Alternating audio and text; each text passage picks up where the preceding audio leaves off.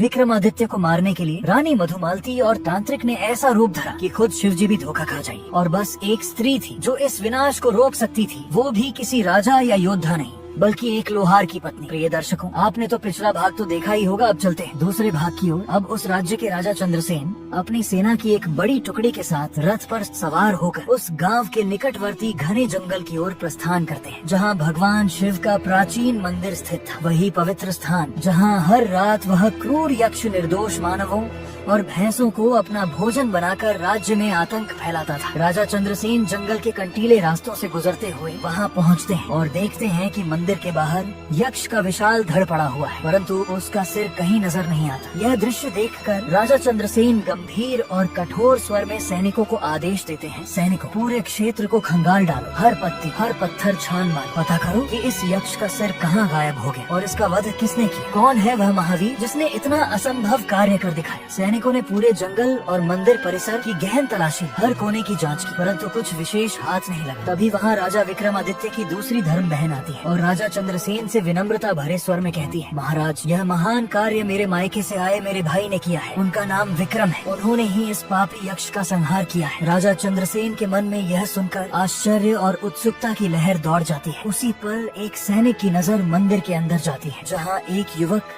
मंदिर के आंगन में यक्ष के कटे हुए सिर को तकिए की तरह सिरहाने रखकर गहरी नींद में सो रहा है। सैनिक जोर से चिल्लाता है, अरे कौन हो तुम, उठो जरा, यह यक्ष का सिर यहाँ कैसे पहुँचा, बोलो इस दैत्य का अंत किसने किया। राजा चंद्रसेन भी तुरंत पास आकर खड़े हो जाते हैं। राजा विक्रमादित्य आंखें मलते हुए धीरे धीरे उठते हैं और शांत स्वर में कहते हैं, मित्रों, इतना हल्ला क्यों मचा रखा है, मुझसे क्या पूछताछ करनी है, जल्दी बोलो, मेरी नींद में खलल मत डालो। रात भर इस लोमड़ी जैसे दैत्य से युद्ध किया, थक गया था, सोचा थोड़ा आराम कर लो, किया तो था नहीं, जो मिला उसी पर सिर टिका लिया, अब तुम लोग आ गए नींद तोड़ने। यह सुनकर सैनिक और खुद राजा चंद्रसेन के होश उड़ जाते हैं। राजा स्तब्ध होकर पूछते हैं, लोमड़ी, अरे जिसे देखकर बड़े बड़े योद्धा थर थर कांपते थे, तुम उसे लोमड़ी कह रहे हो। तभी राजा चंद्रसेन विक्रमादित्य से गंभीरता से कहते हैं, जो भी हुआ वह सब दरबार में विस्तार से बताओ, तुम्हें मेरे साथ चलना होगा। राजा विक्रमादित्य शांत और निर्भीक स्वर में उत्तर देते हैं, राजन, मैंने ऐसा कौन सा अपराध कर डाला। मैंने उस दुष्ट को पहले चेतावनी दी थी कि निर्दोषों को सताना बंद कर दे, इस राज्य को छोड़कर भाग जाए, मगर जब उसने नहीं माना तो अपनी तलवार से उसका सिर धड़ से अलग कर दिया और वह सिर भगवान शिव के चरणों में चढ़ा दिया। अगर यह कार्य भी आपके राज्य में गुनाह है तो मैं दंड भुगतने को तैयार हूँ, लेकिन कृपया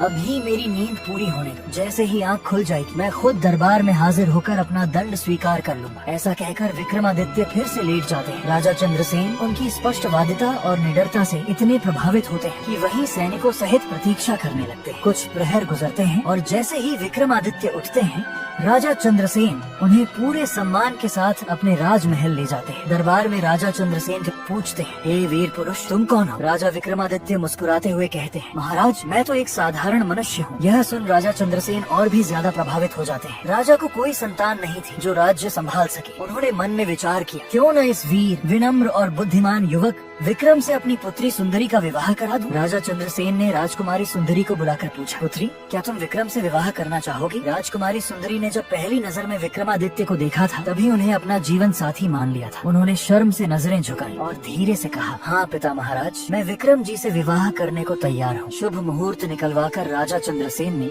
राजकुमारी सुंदरी और राजा विक्रमादित्य का धूमधाम से विवाह संपन्न कराया। अब इधर राजा विक्रमादित्य की धोखेबाज रानी मधुमालती उस तांत्रिक फकीर से पूछती है जिसके साथ उसके अवैध संबंध थे। वह हंसते हुए कहती है, प्राण प्रिय, अपनी तांत्रिक शक्तियों से देखो ना, राजा विक्रमादित्य अब कहाँ भटक रहे हैं, क्योंकि तुमने उन्हें भालू बनाकर जगह जगह घूमने को मजबूर कर दिया था। इधर यह सुन फकीर आंखें बंद करता है और जो देखता है उसके होश फाख्ता हो जाते हैं। रानी मधुमालती घबराकर पूछती है, क्या हुआ। तब फकीर कांपते स्वर में कहता है, प्रिय, मैंने राजा विक्रमादित्य को भालू बनाकर भटकने को विवश कर दिया था, मगर न जाने कैसे वह फिर से अपने असली रूप में आ गए। इतना ही नहीं, अब तो उसने एक अत्यंत सुंदर राजकुमारी से शादी कर और एक विशाल राज्य का राजा बन चुका है। यह सुन रानी के पैरों तले जमीन खिसक जाती है। अब यह बात दोनों को बुरी लगती है, वे इसे बर्दाश्त नहीं कर पाते। अब रानी और वह तांत्रिक फकीर मिलकर राजा विक्रमादित्य को मारने की योजना बनाते हैं ताकि फकीर उज्जैन का राजा बन सके और रानी उसकी पत्नी। दोनों योजना के अनुसार रूप बदलते हैं। फकीर अपनी तांत्रिक शक्तियों से रानी को एक आकर्षक गायिका बना देता है और खुद एक जवान और हैंडसम नर्तक बन जाता है। अपनी शक्तियों से और लोग पैदा कर लेता है। किसी के हाथ में मृदंग,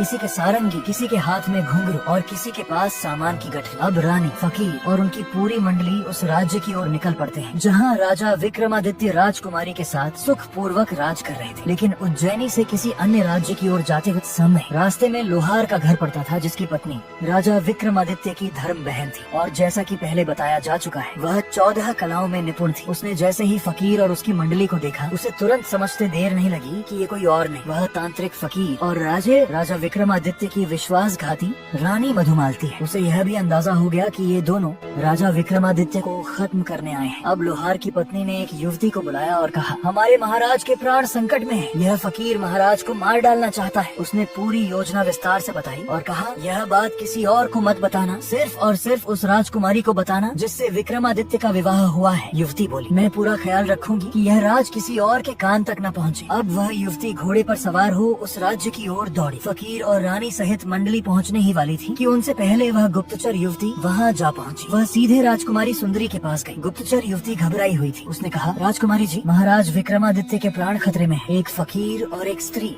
जो उसकी प्रेमिका है, वह राजा के प्राण लेने आ रहे हैं। वह फकीर